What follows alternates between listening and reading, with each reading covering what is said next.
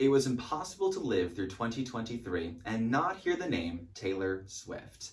Mary Kate Carr writes in her article for AV Club that it's probably fair to say no one has ever had a year like Taylor Swift did in 2023.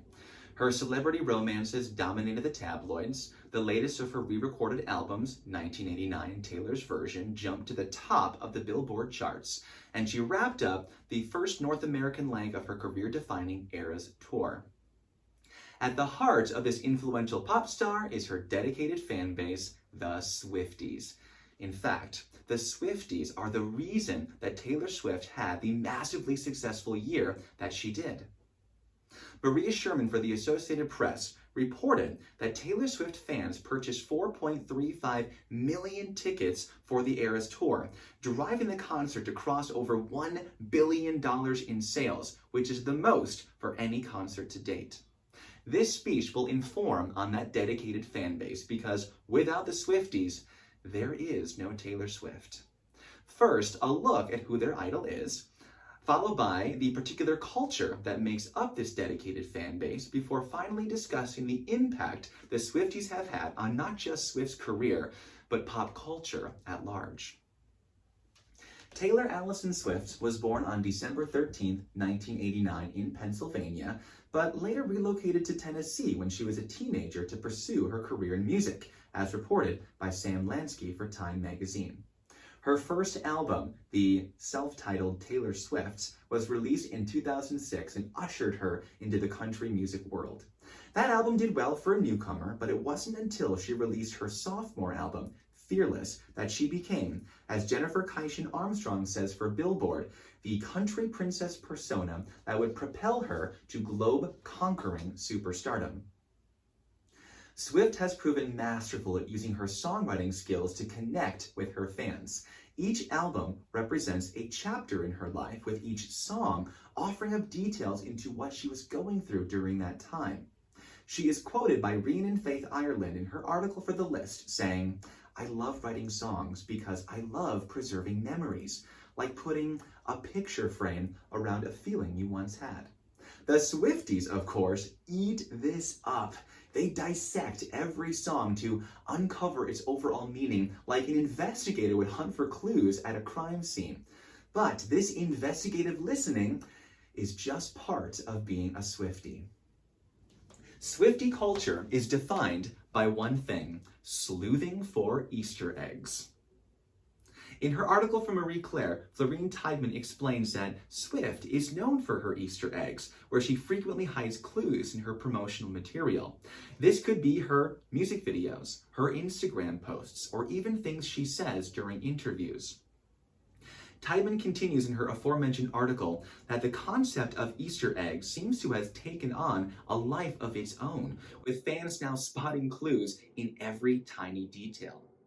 A great example of her Easter egg work can be found in analyzing the music video of her song Bejeweled off her latest album, Midnights.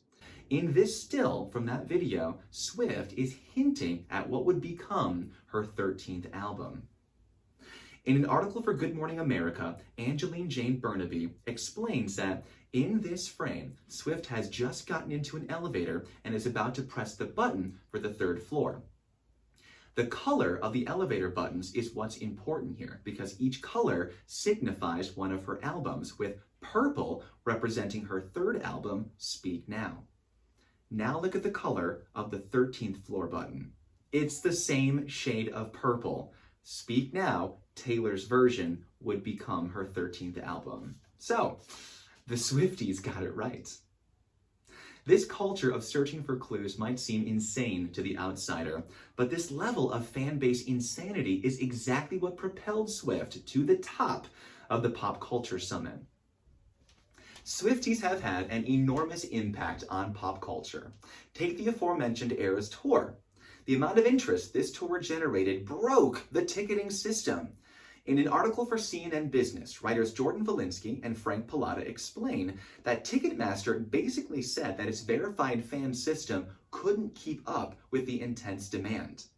They go on to say that over 3.5 million people attempted to purchase tickets during this pre-sale event alone, shattering records. But Swifties are also shattering streaming records by streaming Swift's re-recorded albums, the previously mentioned Taylor's versions, in record numbers, changing the way artist music contracts are drawn up. Huge music corporations like Universal Music Group and Sony Music Entertainment are making new artists sign contracts saying they will have to wait, in some cases, up to 30 years before they can re-record anything, as reported by Monica Mercuri for her Forbes article. But it's no wonder they're doing this. Swift has greatly reduced the value of her original label's master recordings. Jordan Darlow reports for Fader that streaming numbers for her original fourth album, Red, dropped as much as 41% in 2022 in favor of the re-recorded Red Taylor's version. That's a huge number considering how much of music is consumed through streaming services today, proving the impact Swifties have had on pop culture. By now, you're all familiar with who Taylor Swift is, as well as the culture and impact of her fan base. Without a doubt, the Swifties are one of the biggest fan bases in the world and are an integral part of the success Swift has experienced. But it honestly doesn't stop there, because Swifties are now having a global economic impact. In the previously mentioned Time article, Lansky states that when Swift brought her Eras tour to Glendale, Arizona, it generated more income for that state than when they hosted the Super Bowl. He goes on to say that when the tour is over, it will have generated more than $5 billion in consumer spending, making the Swifties now a worldwide force to be reckoned with.